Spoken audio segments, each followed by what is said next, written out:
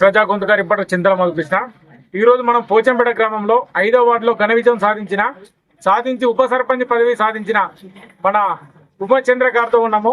వారి విజయం ఏ విధంగా ఉన్నది, ప్రజలు ఏ విధంగా వారికి వెల్కమ్ పలుకుతున్నారు, వారి మాటలలో తెలుసుకుందాం. అలాగే ఈ గ్రామంలో ఎలాంటి సేవలు చేయబోతున్నారు అనే విషయాన్ని వారి మాటలలో తెలుసుకుందాం. అందరికి నమస్కారం. నాకు వార్డు మెంబర్ గా టికెట్ ఇచ్చిన ఫిరోజ్ అన్నకి మరియు బీఆర్ఎస్ పార్టీ కుటుంబ సభ్యులందరికీ ముందుగా నా యొక్క శిరస్సు వంచి నమస్కారం చేస్తున్నాను.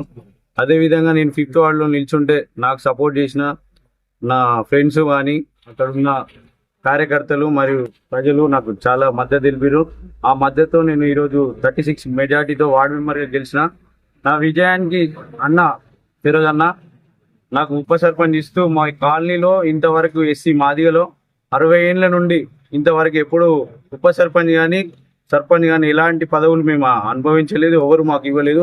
ఈరోజు ఫిరోజ్ అన్న గారి నాయకత్వంలో, పల్లరాజశేఖర రెడ్డి నాయకత్వంలో మాకు ఈ అవకాశం ఇచ్చిన ఫిరోజ్ అన్నకి, పల్లరాజశేఖర రెడ్డి గారికి శిరస్సు వంచి నమస్కారం. గ్రామంలో ఎలాంటి సమస్యలు మీ దృష్టికి వచ్చాయి?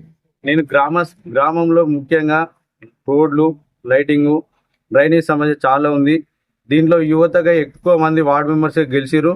గ్రామాన్ని మరింత ముందుకు తీసుకెళ్లాలని నేను, ఫిరోజ్ అన్న, మా పార్టీ మరింత కృషి చేస్తామని నేను తెలియజేస్తున్నాను.